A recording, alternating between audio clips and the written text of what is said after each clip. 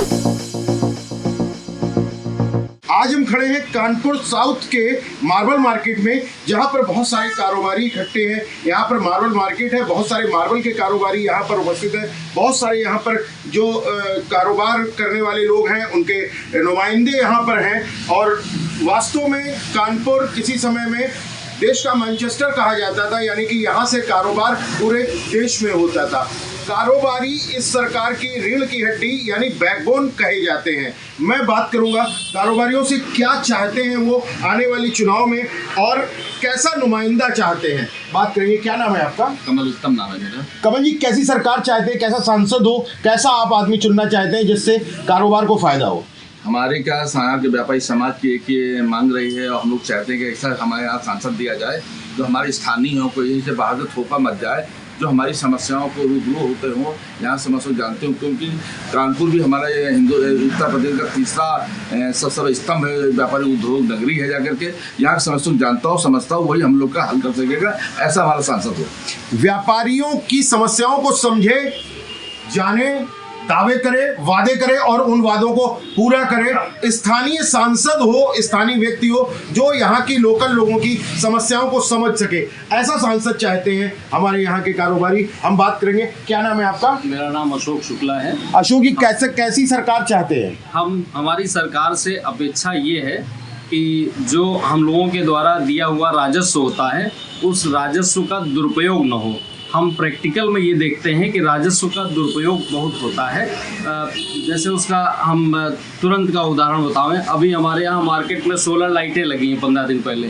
तो जब लग रही थी तो हमने लगाने वाले से कहा कि भैया ऐसा काम क्यों कर रहे हो कि अभी ये 10 दिन 15 दिन बाद उखाड़ करके फेंक दिए जाएंगे खंभे, तो अभी ऐसे क्यों इनको लगा रहे हैं। तो उन्होंने कहा भाई इस तरीके का आदेश है और यही है कि ये सड़क बननी है अभी, और ये फिर सारे ये खंभे शिफ्ट किए जाएंगे, हटाए जाएंगे, तो ये धन की बर्बादी ही तो है। तो उसको सरकार अपना पैसा समझ करके उस तरीके से खर्च करे। इसके अलावा जैसे GST जब लागू हुआ था तो ये था कि एक राष्ट्र एक टैक्स। मान लीजिए आज ज़्यादातर वस्तुओं में 18% GST है। हम कहते हैं 18% नहीं, आप उसको 18 की जगह 25 कर दीजिए, 28 कर दीजिए, लेकिन एक सिंगल पॉइंट पे ले लीजिए टैक्स। तो यहाँ बार बार आए दिन ये जो अव्यवस्थाएं पैदा होती हैं कि ये गाड़ी चेक हो रही है और इसमें ये बिल नहीं है। अरे जब वहाँ एक बार टैक्स ले लिया गया तो फिर बार बार उसकी ज़रूरत ही नहीं, वो तो टैक्स तो ऑलरेडी पे हो ही चुका है, तो उसमें टैक्स चोरी हो ही नहीं सकती। वन नेशन वन टैक्स इस सरकार इस कारोबारियों की इस चुनाव में सबसे बड़ा मुद्दा साबित होने वाला है, सामने आ रहा है। क्या नाम है? पवन गौड़। पवन जी, कैसी सरकार चाहते हैं? देखिए, सरकार हमारी बहुत अच्छी है, चाहे केंद्र की हो चाहे राज्य की हो। हम यहाँ से सांसद लोकल चाहते हैं जो हमारे सुख दुख को समझ सके, कानपुर का अगर होगा। और दूसरी चीज़, हम व्यापारियों को जो भी समस्याएं आती हैं उसको वो निराकरण करा सकें, मतलब उसका हल करा सकें, ऐसी सरकार हम चाहते हैं। माननीय प्रधानमंत्री जी नरेंद्र मोदी जी की सरकार बहुत ही अच्छी सरकार है।